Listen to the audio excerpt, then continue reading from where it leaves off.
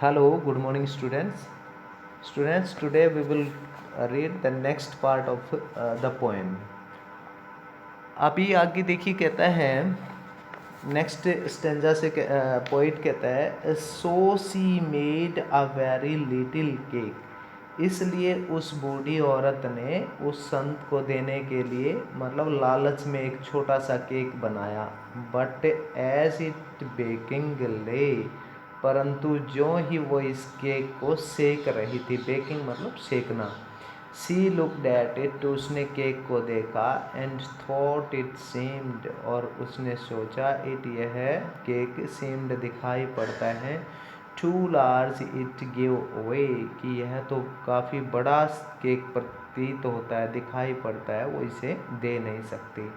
मतलब जब वो औरत, बूढ़ी औरत केक को सेक रही थी, तब छोटी औरत जब केक को सेक रही थी तो उसने देखा कि केक को सेकते समय कि यह केक तो बड़ा बन गया, वह इसको नहीं दे सकती। देयरफॉर सी नीडेड अनदर, देयरफॉर इसलिए, सी उसने, नीडेड होता है आटा गूंदना, अनदर दूसरे केक के लिए उसने आटा गूंदा, and still a smaller one, और फिर भी एक छोटा ही केक बनाया और भी।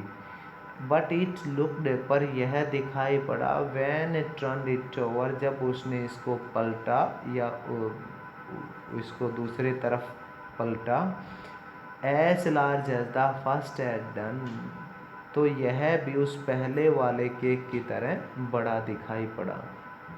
इस प्रकार फिर उसने अलग से आटा गूंदा और फिर एक छोटा केक बनाया, पर जो ही वह इस केक को सेक रही थी और उसने केक को पलटा, तो यह भी पहले वाले केक की तरह बड़ा दिखाई पड़ा। कहता है कि then she took a tiny scrap of dough and rolled it flat and baked it thin as a wafer, but she could not part with that. कहता है कि then she took a tiny scrap of dough, then तब she उसने took लिया a tiny छोटा सा scrap टुकड़ा of का dough, मतलब चौकोर आटा, ठीक है, गीला जो डफ होता है, गीला आटा जो खाना पकाने के लिए उसको गूंथने के बाद होता है ना, तो डफ होता है गीला आटा। तो कहता है कि जो फिर उसने गीले आटे में से एक छोटा सा टुकड़ा तोड़ा, एंड रोल्ड इट फ्लैट, और इसको गोल गोल करते गई, घुमाते गई उसको, फ्लैट, जब तक वह चौकोर ना हो गया, and baked it thin as a wafer, और इसको इतना पतला बना दिया जितना कि वेफर मतलब लेई जो होती है, ठीक है, और उसको बहुत ही पतला बना दिया किसी पपड़ी की तरह। But she could not part with that, परंतु वह इसको अलग नहीं कर सकी, लेकिन वह उस, अब फिर कहता है कवि कि उसने फिर उस गूथे हुए आटे में से एक छोटा सा टुकड़ा लिया और उसको गोल गोल घुमाकर चौकोर कर दिया, और कहता है कि फिर उसको इतना पतला उस केक को बना दिया कि जैसे कोई पपड़ी हो, और फिर कहता है कि फिर भी वह इसके छोटे से पार्ट को वह उसे नहीं दे सकी। कहता है कि फोर सी सैड, जिसके लिए उसने कहा, my cakes that seem too small when I ate of them myself are yet too large to give away, so she put them on the shelf. कहता है कि फोर सी सैड, उसके लिए उसने कहा, my cakes that seem too small, मेरे cake जो हैं वो जो इतने छोटे दिखाई पड़ रहे हैं, when I eat of them myself, जब मैं स्वयं इन्हें खाती हूँ तो ये छोटे पड़ जाते हैं। Are yet too large to give away, जब मैं इन्हें किसी को देती हूँ तो ये बड़े बन जाते हैं। So she put them on the shelf, इसलिए उसने उन सब को उठा के दराज में रख दिया। ठीक है, दोबारा देखो, कहता है कि फॉर सी सेड, और उस केक के लिए उसने कहा, my cakes that seem too small when I eat of them myself, जब इन केक को मैं खाती हूँ तो ये बहुत छोटे हो जाते हैं, और are yet too large to give away, और जब इन्हें देती हूँ तो ये बहुत बड़े बन जाते हैं। So she put them on the shelf, इसलिए उसने उन्हें दराज में रख दिया। Then good Saint Peter grew angry, for he was hunger and pain. Surely such a way man was enough to provoke a saint. कहता है कि then good Saint Peter, फिर नेक या अच्छे दिल वाले सेंट पीटर ने ग्रीव एंग्री यानी उसे गुस्सा आ गया, for he was hungry and faint, क्योंकि वो बहुत भूखे और कमज़ोर थे, and surely such a women, और अवश्य ही एक औरत ने वॉच एनफ, इतना काफ़ी कुछ कर दिया, to provoke a saint, to provoke होता है मतलब बढ़ावा देना, क्रोधित कर देना, आ सेंट एक संत को। कहता है कि तब सेंट पीटर को गुस्सा आ गया, क्योंकि वो काफ़ी भूखे और कमज़ोर थे, पर यह भी निश्चित था कि उस औरत ने ही किसी संत को के गुस्से को गुस्सा दिलाया था। कहता है कि एंड ही सेड, एंड और ही उसने मतलब सेंट ने कहा, ठीक है, सेंट पीटर ने कहा, you are far too selfish to dwell in a human form, to have both food and shelter and fire to keep you warm। कहता है कि and she said, और सेंट पीटर ने कहा, you are far too selfish, तुम इतने ज़्यादा स्वार्थी हो गई कि to dwell, to को dwell होता है रहना, to dwell मतलब रहना, in human form मानव जीवन में, कि तुम मानव जीवन में या मानवीय रूप में, ठीक है, फॉर्म हो जाएगा रूप, मानवीय रूप में रहने के, और to have both food and shelter, और भोजन और शरण या आश्रय या घर प्राप्त करने, एंड फायर, और सर्दी से बचने के लिए, आग को प्राप्त करने के लिए, टू कीप यू वार्म, स्वयं को गर्म करने के लिए तुम योग्य नहीं हो या काबिल नहीं हो। संत ने कहा कि तुम इतनी स्वार्थी हो गई हो कि तुम मानव जीवन में रहकर भोजन, घर और स्वयं को सर्दी से बचाने के लिए आग यानी इन चीज़ों को प्राप्त करने के काबिल नहीं हो। अब कहता है कि now you shall build as a bird do and shall get your scanty food by boring and boring and boring all day in the hard dry wood।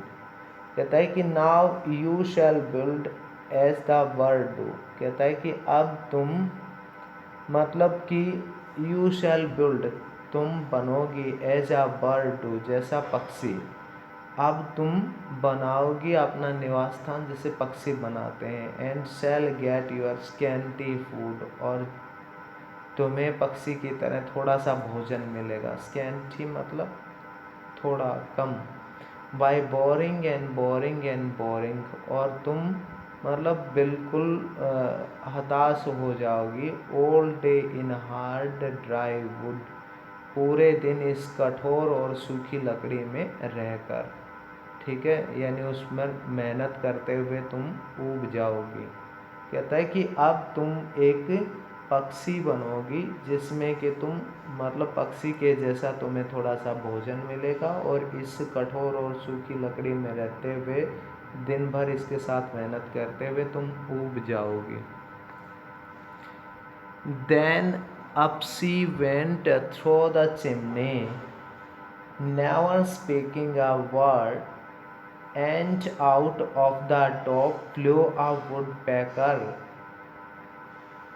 for she was changed to a bird. कहता है कि then she went through the chimney, फिर वह chimney के में से या chimney को देखने के लिए ऊपर गई। नेवर स्पीकिंग अ वर्ड, फिर उसने कोई एक शब्द नहीं देखा। And out of the top flew a woodpecker, और फिर वह बिना कोई शब्द बोले उस चिमनी के सबसे ऊपर जाके वुड पैकर मतलब कटफोड़ा जो होता है ना, उसमें बदल गई। For she was changed to a bird, क्योंकि उसे एक पक्षी में बदलना था यानी। और अब वह किसी चिमनी के ऊपर देखने के लिए कुछ गई और एक भी शब्द नहीं बोली, और फिर वहाँ ऊपर जाके एक कटफोड़े में तब्दील हो गई, क्योंकि उसे एक पक्षी के रूप में बदलना था। उसके बाद कहता है कि she had a scarlet cap on her head and that was left the same, but all the rest of her clothes were burnt black as a coal in the flame. कहता है कि she had a scarlet cap on her head, और उसके सिर के ऊपर एक गहरे लाल रंग की टोपी थी। And that was left the same, और बस यह उसी प्रकार बनी रही। But all the rest of her cloth, पर उसके जो शेष कपड़े थे वर बर्न्ट ब्लैक, वो मतलब जलकर काले हो गए। As coal in the flame, flame मतलब आग की रोशनी में जलकर ऐसे ही काले हो गए जैसे कोयला है। और कहता है क्योंकि उसके सिर के ऊपर एक लाल टोपी थी, वह उसी प्रकार बनी रह गई, क्योंकि कटफोड़े का भी सिर लाल होता है। ठीक है। और उसके बाद कहता है कि उसके जो शेष कपड़े थे वो भी आग की लपटों में जलकर कोयले की तरह राख हो गए। And every country school boy has seen her in the wood where she lives in the tree till this very day, boring and boring for food. कहता है कि and every country school boy, और देहात का जो प्रत्येक country मतलब देहात गांव का प्रत्येक बच्चा has seen her in the would, उसको मतलब जंगल में देखा है। देहात के प्रत्येक लड़के ने, प्रत्येक स्कूली बच्चे ने उसको जंगल में देखा है। Where she lives in the tree, जहाँ वह पेड़ों पर रहती है। टिल दिस वेरी डे, आज भी वहाँ पेड़ों पर रहती है। Boring and boring for food, जो दिन भर मतलब अपना भोजन प्राप्त करने के लिए उसको लकड़ी को काटती रहती है। ठीक है। पर और बड़ी बोर हो जाती है, यानी कि ऊब सी जाती है। कहता है कि फॉयबे करे, ये पोएट हैं। अब फॉयबे करे कहता है कि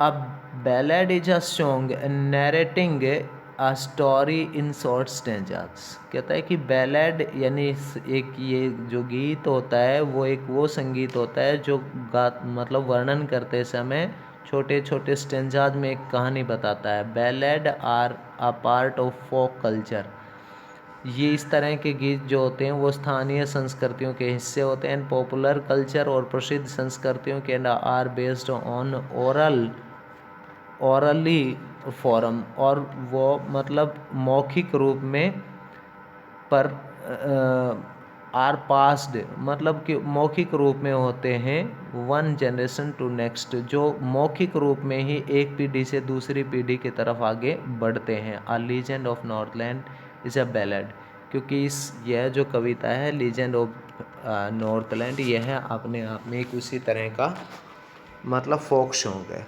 ठीक है students, so today we have completed the poem, read it very carefully. Thanks.